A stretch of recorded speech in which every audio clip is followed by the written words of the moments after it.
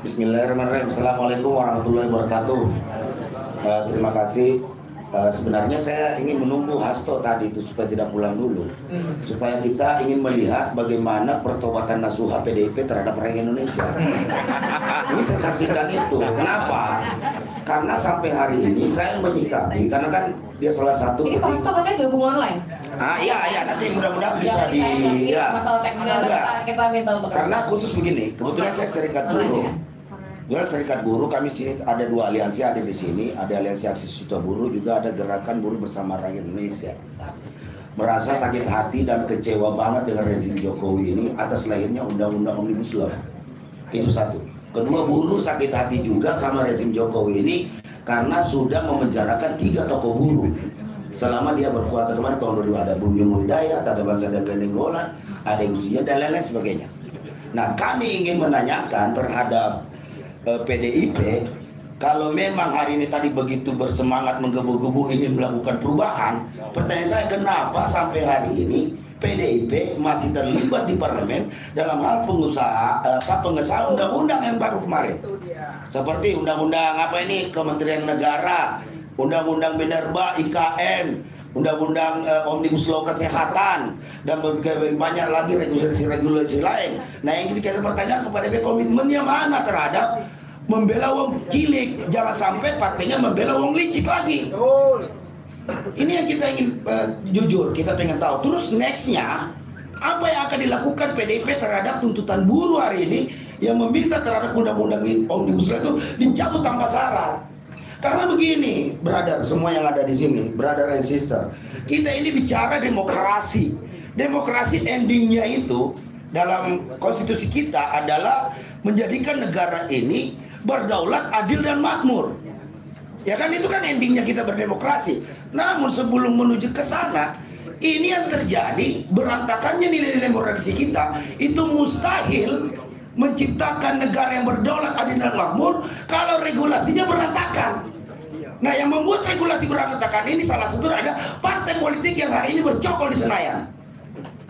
Nah, apa komitmennya hadir di sini melihat ke Hari Kebangkitan Nasional kalau hanya sekedar retorika, berkata-kata seperti sajak-sajak, pantun-pantun, sementara hari ini rakyat Indonesia menuntut sebuah realita bahwa kita menuntut kesejahteraan. Data terakhir 160 juta orang miskin Indonesia, udah setengahnya lebih. Itu artinya mayoritas yang miskin hari ini adalah kaum buruh yang merupakan korban daripada undang-undang Omnibus Law, undang-undang bajingan tolol dari rezim Jokowi.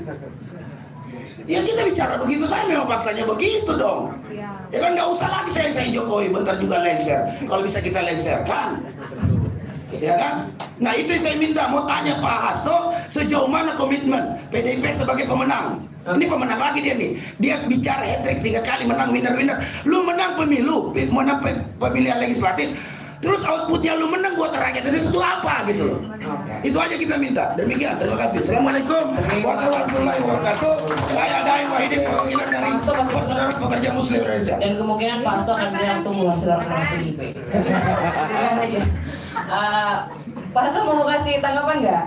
Walaupun sebetulnya harus itu dikirimkan kepada seluruh partai yang. Ini Bang Hasto juga mau kasih respon. Dari tadi udah nungguin. Nah, itu yang ditunggu dong.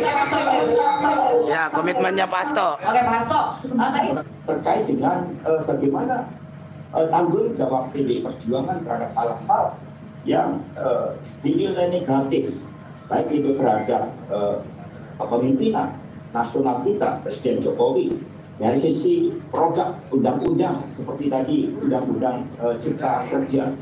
Ini perlu diketahui bahwa saat itu posisi politik PDI Perjuangan pada Kongres tahun 2019, kami sudah melihat adanya suatu perubahan orientasi kekuasaan dari Presiden Jokowi. Maka di dalam anggaran rumah tangga partai kami masukkan klausul pada tahun 2019 bagi PDI Perjuangan yang memberikan hak prerogatif tambahan kepada Ibu Megawati Soekarno Putri untuk melakukan perubahan-perubahan sikap politik dalam hal apa yang menjadi konsepsi PDI Perjuangan tidak dapat dijalankan dengan baik oleh pemerintahan dari Presiden Jokowi, di mana PDI Perjuangan menjadi bagian di dalamnya.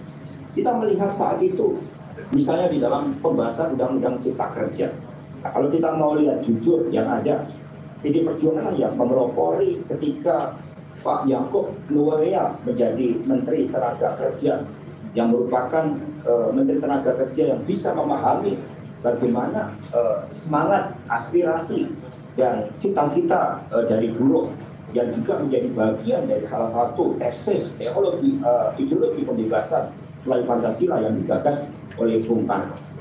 Nah, ketika Ibu Mega memilih Pak Yaakob Nuwaea almarhum, Ibu Mega hanya mengatakan suatu tugas yang sangat sederhana kepada Pak Yaakob Nuwaea, yaitu berpikir sebagai buruh dan kemudian bertindak sebagai pemerintah.